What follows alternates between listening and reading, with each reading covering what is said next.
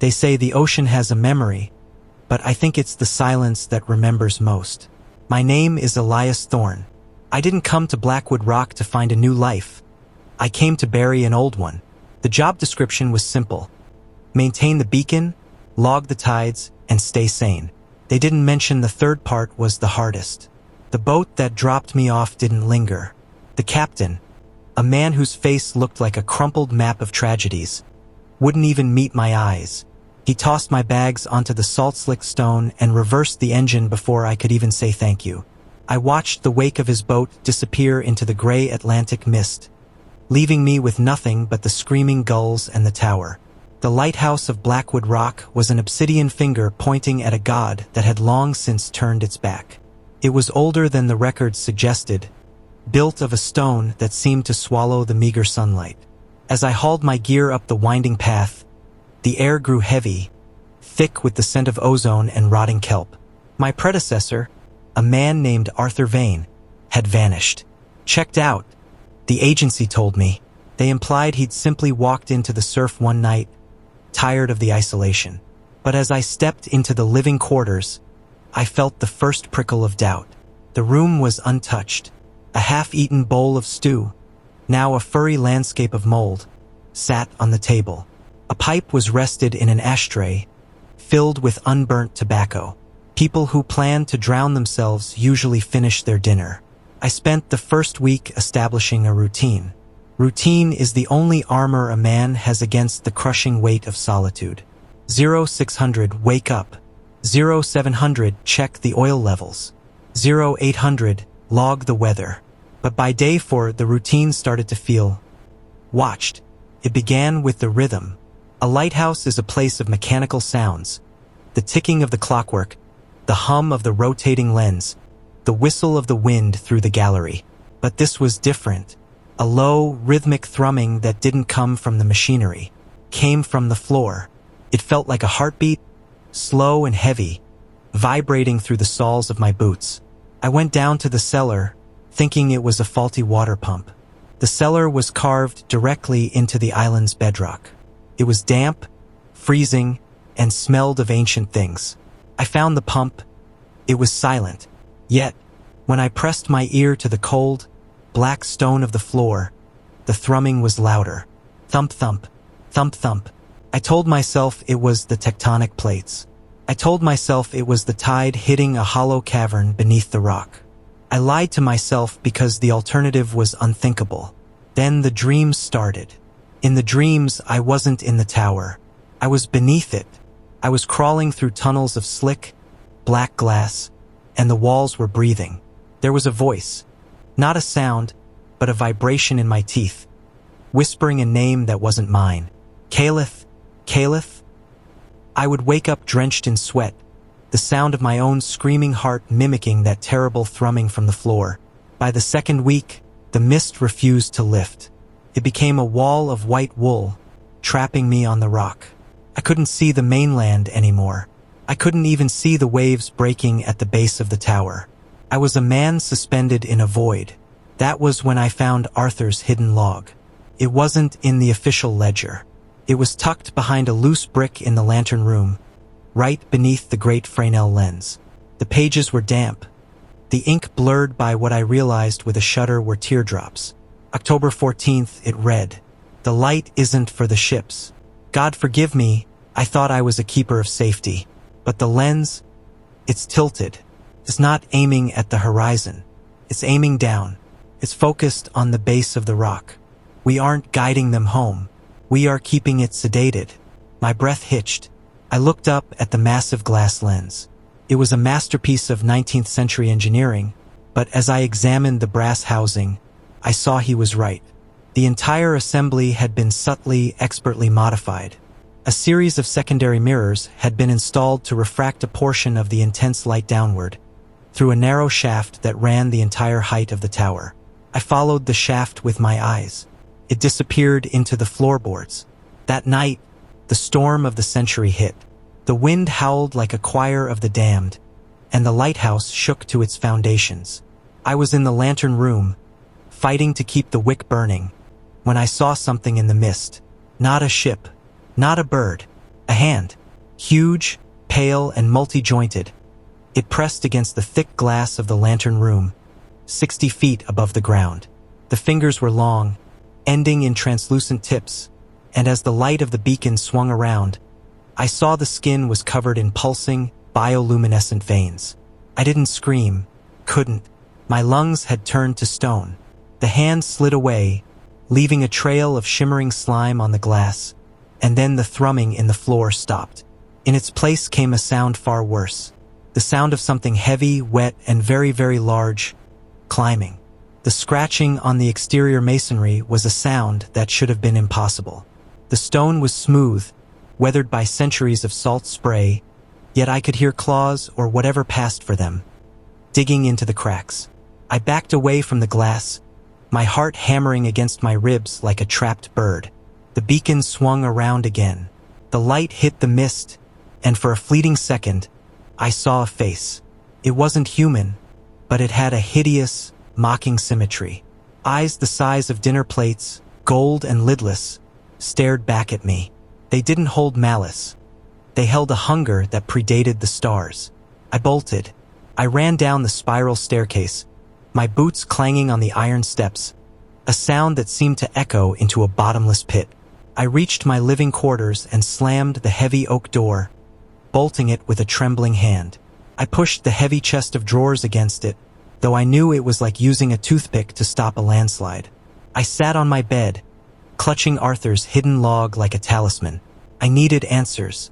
I flipped the pages frantically, past the ramblings about the light that binds and the deep sleeper. November 2nd, the script wavered. I saw it today. At low tide, the cave at the northern tip isn't a cave. It's a blowhole for something that breathes once every 10 years. The agency knows. They pay us to be the jailers. Every time the light flickers, it stirs. If the light ever goes out, the contract is void. The world is void. A loud thud shook the door. Something was in the hallway. I heard the sound of wet fabric being dragged across the floor. Schlick, schlick, schlick. Then, a voice. Elias. It sounded like my mother.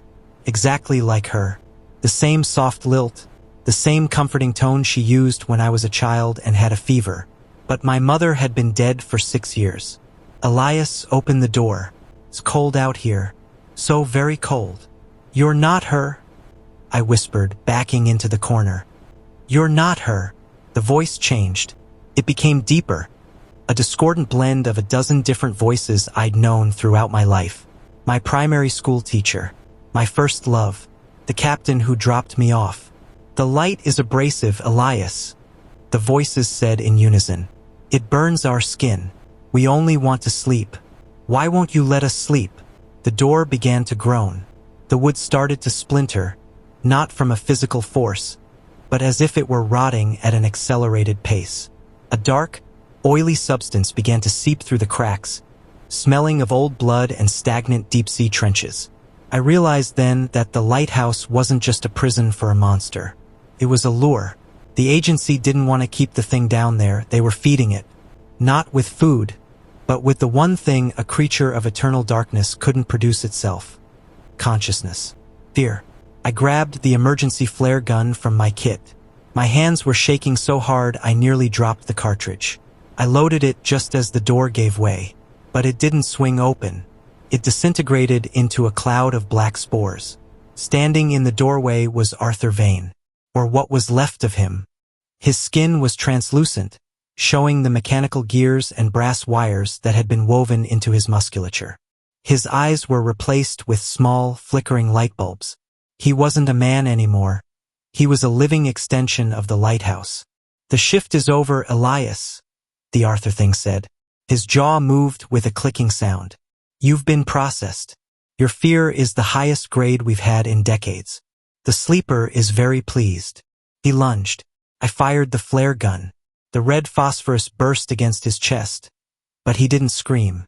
He simply absorbed the heat, the red light reflecting off the glass in his eyes. He pinned me to the wall with a strength that felt like hydraulic pressure. Don't struggle, he whispered.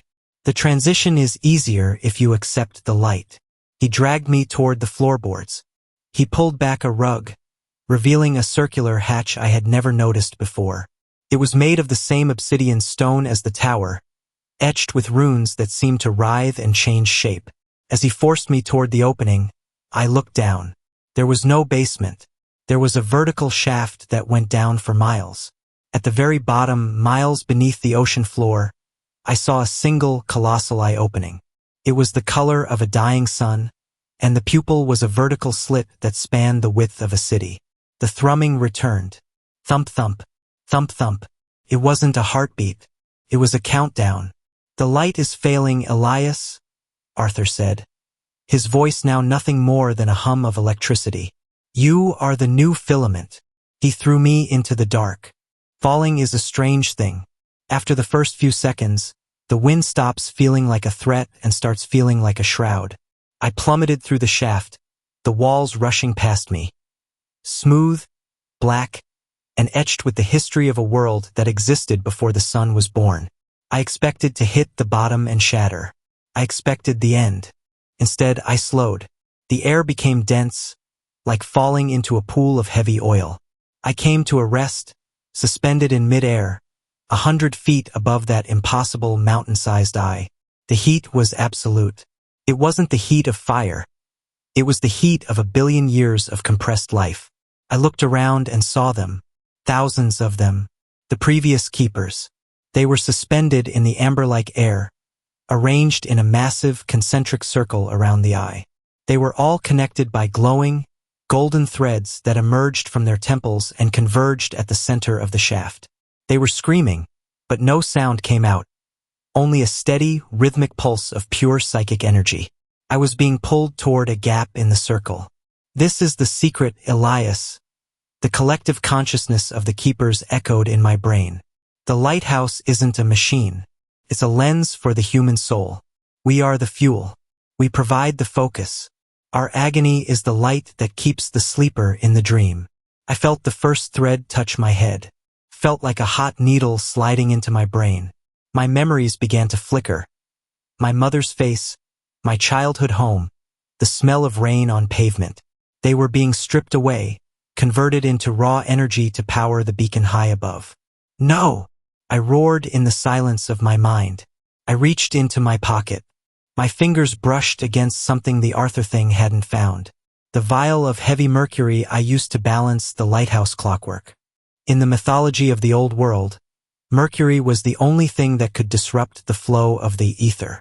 I didn't know if it was true, but I had nothing else. I smashed the vial against my own chest. The silver liquid sprayed out, coating the golden threads. The reaction was instantaneous. The gold turned to a dull, corroded gray. The connection shattered. The circle of keepers began to fall, their bodies finally released from the long, agonizing service. The great eye below me narrowed. A ripple of prehistoric fury shook the very foundations of the earth. I started to rise. Without the weight of the collective agony, the shaft's internal pressure reversed. I was shot upward like a pebble from a slingshot. I flew past the living quarters, past the lantern room, and through the glass gallery. I was ejected into the freezing night air, the storm still raging. I crashed into the churning Atlantic, the cold water a mercy compared to the heat of the abyss. I drifted for hours, clinging to a piece of driftwood. As the first light of dawn broke through the mist, I looked back at Blackwood Rock. The lighthouse was gone. The tower hadn't fallen. It had been pulled down. A massive sinkhole had opened in the ocean floor, swallowing the island, the stone, and the secret. The water was a swirling vortex of black ink, and then, for a split second, I saw it. A wing, leathery, wet, and vast enough to cover a continent. It broke the surface of the water, shaking off the salt of eons. It didn't fly. It simply stretched, a movement that caused a tidal wave 100 feet high. I closed my eyes as the wall of water reached me. I woke up in a hospital bed. White sheets, the smell of antiseptic, the steady beep-beep of a heart monitor. A doctor stood over me, his face kind. "You're lucky, Mr. Thorne. A fishing boat found you miles out at sea. You were raving about lighthouses and eyes." I tried to speak, but my throat was parched. The sleeper. It woke up. The doctor smiled. A strange, tight little smile. There is no sleeper, Elias. You suffered a severe psychotic break due to the isolation. There is no Blackwood Rock. There is no agency. I looked at him, confused. But I was there. I saw the keepers. I saw Arthur Vane. The doctor reached out and adjusted my foredrip. Arthur Vane is the name of the lead character in a horror novel found in your apartment. You've been here for 3 months, Elias. You were found in your bathtub with the lights off, trying to power the beacon with your own blood. I sank back into the pillows. Was it all a dream? The isolation, the monster, the falling? Get some rest, the doctor said, turning to leave. As he walked away, the sleeve of his white coat pulled back slightly. I froze. His skin was translucent. Beneath the surface, I could see the faint, rhythmic glow of a brass wire pulsing against his vein. Thump, thump, thump, thump. He turned back at the door, his eyes momentarily reflecting the fluorescent lights in a way that looked remarkably like a vertical slit. And don't worry about the light, Elias, he whispered. We found a much more efficient way to power the world. We don't need lighthouses anymore. We have hospitals. Outside the window, the sun began to rise. But it wasn't yellow. It was a deep, pulsating gold. And as I looked closer, I realized the sun wasn't a star at all. It was an eye. And it was finally, truly, awake.